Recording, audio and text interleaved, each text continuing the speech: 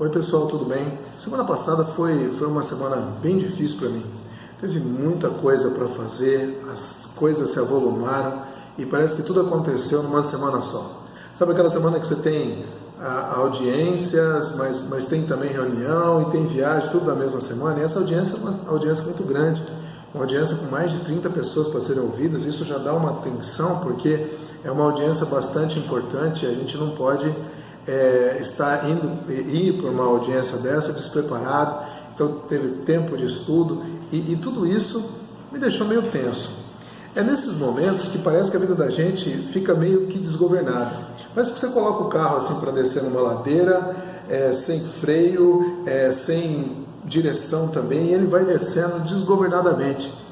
Esse carro que desce desgovernadamente é a nossa vida nesses momentos onde a gente fica nessa tensão e nesse desespero das coisas que se acumulam. Isso também acontece quando tem muita dívida, acontece quando nós estamos num relacionamento que precisa melhorar, acontece quando nós estamos diante de algumas outras situações na nossa vida, como por exemplo, quem quer passar num concurso público e fica naquele desespero porque o concurso está chegando e ele não está conseguindo estudar como convém, e tantas outras situações que podem acontecer no nosso dia a dia.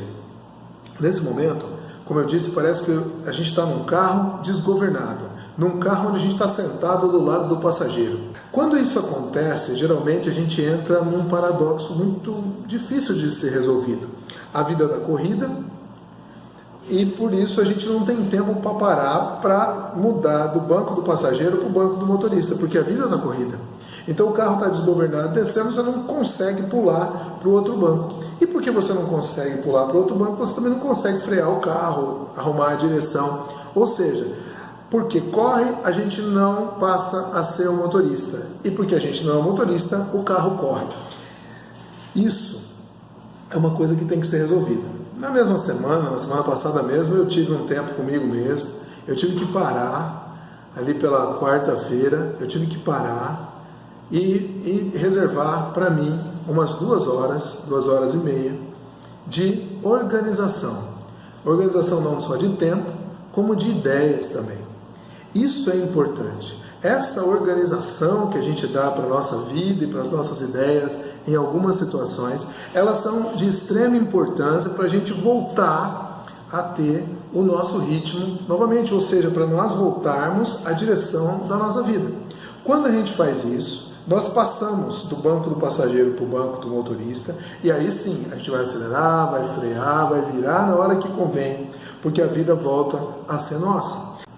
Para ser condutor é difícil, não é fácil ser condutor da própria vida ou pensar em ser condutor da própria vida, porque ser condutor da própria vida é assumir a responsabilidade de que se uma coisa não está dando certo, ou se está muito enrolado, ou se está difícil, a culpa é sua mesmo, é minha mesmo. Então muitas vezes o relacionamento está ruim, a culpa é nossa. A falta de dinheiro acontece por nossa causa. A falta de organização doméstica, familiar, a falta de organização financeira, tudo isso, a culpa é nossa. E quando você olha assim, você passa primeiro num momento de, às vezes, tristeza, de falar, mas a culpa é minha. Então não fui eu que não passei no concurso, eu que não estudei o suficiente, não foi aquela banca corrupta que tem lá. Pode até ser que tenha, mas se você tivesse estudado um pouco mais, talvez você passaria.